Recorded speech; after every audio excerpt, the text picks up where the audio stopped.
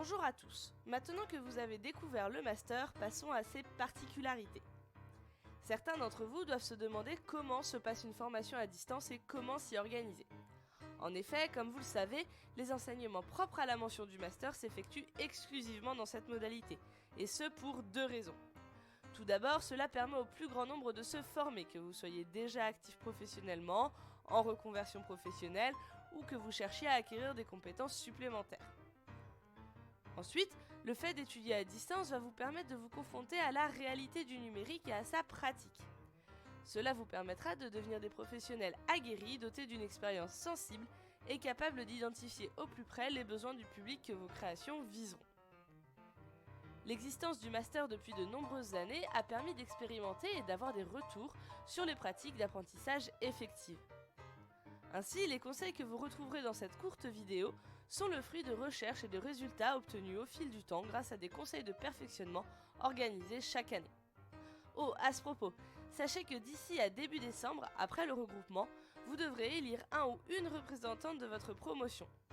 Cette personne devra préparer un document de synthèse regroupant vos demandes et remarques pour le présenter au conseil de perfectionnement qui se tiendra à l'université durant le second semestre.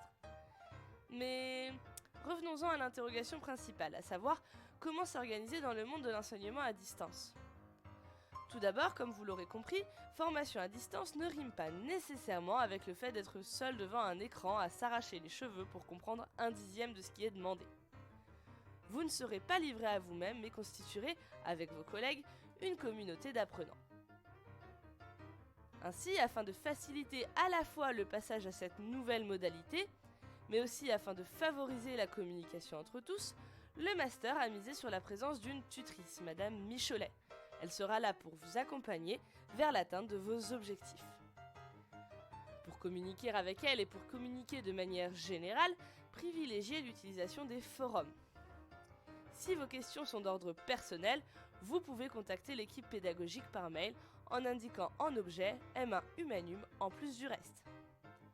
En tant que communauté d'apprenants, vous aurez aussi l'occasion de collaborer et d'effectuer des travaux de groupe.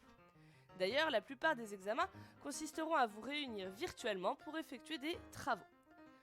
Vous pourrez alors concevoir des dispositifs numériques, les évaluer, en repérer les contraintes, les attentes et les besoins. Le fait d'effectuer ces travaux en groupe vous permettra d'éprouver le travail d'équipe et la collaboration autour d'un même projet. En effet, que ce soit dans le domaine de la médiation numérique, de l'ingénierie pédagogique ou de la recherche, vous aurez souvent, si ce n'est tout le temps, à travailler en équipe.